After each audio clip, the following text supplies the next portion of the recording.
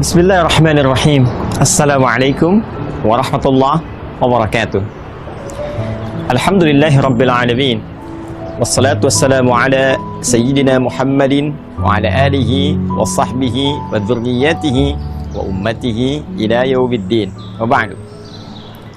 Saudara-saudariku, pernah tahukah Anda bahwa Nabi Zakaria alaihi salam pernah diuji oleh Allah Subhanahu wa taala dengan begitu lama belum mendapati keturunan? Pernah tahukah Anda bahwa istri Nabi Zakaria alaihi salam bahkan divonis secara medis dan tinjauan klinis bahwa beliau tidak akan mungkin mendapati keturunan selain sudah menopause pada saat itu? Pun demikian, secara medis beliau divonis mandul.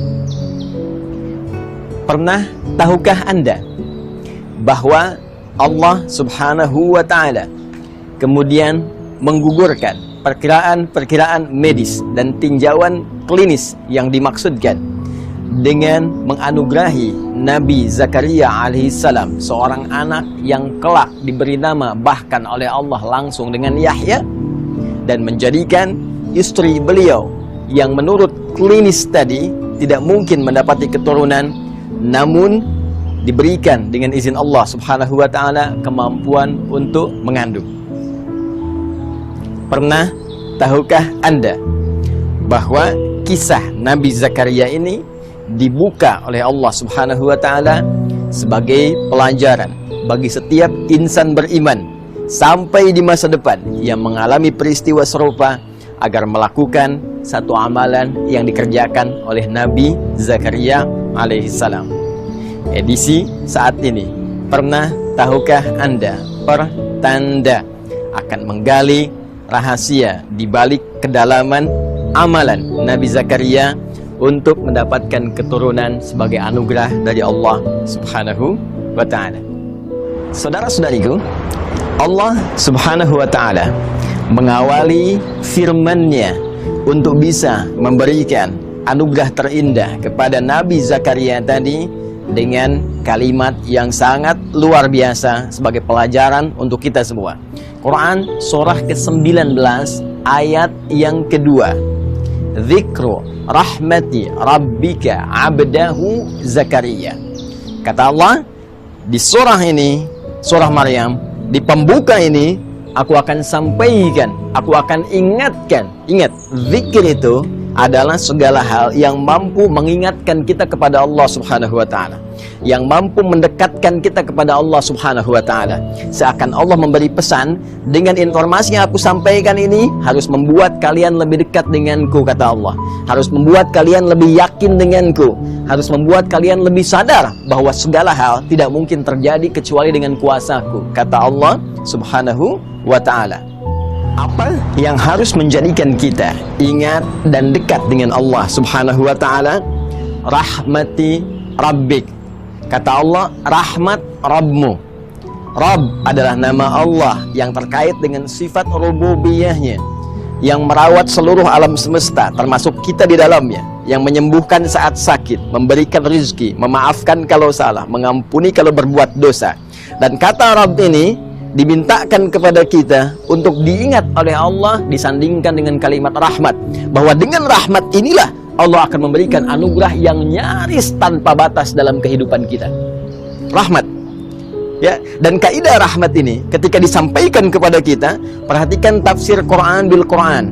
Quran surah ke-19 ayat kedua ditafsirkan kemudian dengan Quran surah ke-39 ayat 53 tentang luasnya rahmat Allah Subhanahu wa taala. Qul ya ibadiyalladzina asrafu ala anfusihim la taqnatu min rahmatillah. Dalam kaidah dosa saja, jika seseorang berbuat dosa yang sangat melimpah, israf, itu dosa yang melimpah, ya, yang melewati batas. Bahkan kalau makan, Anda datang ke pernikahan, ada prasmanan, orang sekali, Anda 10 kali, itu israf. Ada orang berbuat dosa israf, Ya, kalau belum bohong gak enak. Orang cuman bohong, dia pun mencuri, dia merampok, dia membegal, dia mabuk. Satu saat dia ingin kembali kepada Allah Subhanahu wa taala. Apa yang Allah sampaikan? La taqnatu mir rahmatillah. Jangan putus asa dari rahmat Allah Subhanahu wa taala. Innallaha yaghfiru dzunuba jami'a. Sungguh Allah dengan rahmatnya tadi akan mengampuni seluruh dosa-dosa jika orang itu mau kembali kepada Allah Subhanahu wa taala. Jadi kaidah rahmat di ayat tadi seakan ingin memberikan gambaran kepada Allah adalah berupa anugerah Allah yang begitu luas sifatnya. Bahkan sampai ke titik pengampunan dosa tanpa batas jika hamba mau kembali kepada Allah Subhanahu wa taala. Terkait dengan kasus Nabi Zakaria alaihi salam, seakan Allah memberikan gambaran kepada kita. Jika Anda mengalami situasi apapun, termasuk merasakan lambatnya keturunan, kenapa belum ada tanda-tanda positif, kenapa sudah bertahun-tahun belum mendapati keturunan. Hei, sadar, bukan Anda saja. Dulu pun bahkan ada seorang nabi yang rajin ibadah, rajin doa, tapi mendapati ujian yang serupa. Jika beliau saja tidak putus asa dengan rahmat Allah, kenapa Anda mesti mengeluh? Maka kaidah pertama dalam Al-Quran, jika ingin dikabulkan, jika ingin harapan itu terjadi, maka yang pertama kaidahnya, jangan pernah merasa putus asa dengan rahmat Allah. Jangan pernah mengeluh kepada Allah. Jangan berprasangka buruk kepada Allah Subhanahu wa ta'ala. Jelas, Quran surah kedua, ayat 216. Kutiba alaikumul qitalu wa huwa kurhul lakum. Hei, diwajibkan atasmu berperang. Dan perang yang paling kuat adalah perang melawan perasaan Anda, perang melawan nafsu. Jangan berprasangka yang buruk, jauhkan sifat-sifat jelek dalam jiwa kita. Asa an takrahu syai'an fa huwa khairul lakum. Boleh jadi Anda tidak menyukai sesuatu, di balik yang tidak Anda sukai ada satu hikmah kebaikan besar yang disiapkan oleh Allah untuk Anda. Wa asa an tuhibbu syai'an wa huwa syarrul lakum. Boleh jadi Anda mengharap-harap, menginginkan yang terbaik menurut Anda, di balik itu ada keburukan yang tidak Anda ketahui akan menimpa Anda. Wallahu ya'lamu wa antum la ta'lamun. Karena Allah Maha mengetahui masa depan, sedangkan daya pandang, daya tangkap Anda hanya untuk saat ini saja. Belum selesai, saudara-saudariku. Lalu Allah kemudian menyambungkan kalimatnya, abdahu Zakaria. Bisa saja Allah langsung berfirman Zakaria. Tapi ketika disambungkan dengan kalimat abdun, abdun itu adalah gelar tertinggi yang diberikan oleh Allah pada setiap insan beriman, makhluknya yang bernama manusia yang mau mendekatkan diri kepada Allah Subhanahu wa taala dengan puncak ibadah. Puncak ibadah. Perhatikan, Nabi Muhammad sallallahu alaihi wasallam ketika diundang oleh Allah dalam peristiwa Isra Mi'raj itu, yang disebutkan bukan gelar kenabiannya, ya ayyuhan nabi. Yang disebutkan bukan gelar prestisius kerasulannya, ya ayyuhar rasul, tapi yang disebutkan kalimat abdunnya. Subhanalladzi asra bi'abdihi laila minal masjidil haram ilal masjidil aqsa alladzi barakna haulah. Quran surah ke-17 ayat yang pertama. Abdun menunjuk pada sifat ubudiyah. Abdun menunjuk pada sifat penghambaan. Karena itu jika Anda ingin mendapatkan rahmat Allah tadi yang tanpa batas, maka tingkatkan ibadah Anda kepada Allah Subhanahu wa taala. Bukankah Rasulullah SAW yang sudah jelas saja surganya masih menunaikan sholat malam, masih memperbanyak ibadah-ibadah yang dipandang hukum sebagai sunnah? Lalu bagaimana dengan ibadah Nabi Zakaria alaihi salam yang dengan itu beliau mendapatkan rahmat Allah Subhanahu wa taala yang merubah seluruh perkiraan-perkiraan medis tadi? Perhatikan kalimat Al-Qur'annya. Kemudian kita lanjutkan ke ayat yang ketiga. Idh nada rabbahu nidaan khafiyya. Kata Allah, perhatikan, ingat-ingat, dalami, pahami, ketika beliau tidak pernah putus asa bermohon kepada Allah dengan cara yang sangat lembut, cara yang sangat khusyuk. Maka amalan pertama yang disarankan oleh Al-Quran, langsung dibimbing oleh Allah Subhanahu wa ta'ala yang memiliki segala kuasa. Kata Allah, jika Anda menginginkan rahmatku yang tanpa batas tadi, maka pertama, jangan pernah putus asa. Kedua, tingkatkan sifat penghambaan. Ketiga, awali dengan doa yang khusyuk kepada Allah. Bukan doa biasa, berdoa dengan lembut, berdoa dengan penuh keyakinan. Seperti apa ya Allah? Perhatikan kalimat Nabi Zakaria alaihi salam yang diabadikan di dalam Al-Quran. Qala Rabbi inni wahanal azmu minni washta'ala ar-ra'su syaiba walam akum bidu'aika Rabbi syaqiyya. Allahu Akbar. Khusyuk, lembut, halus, dalam.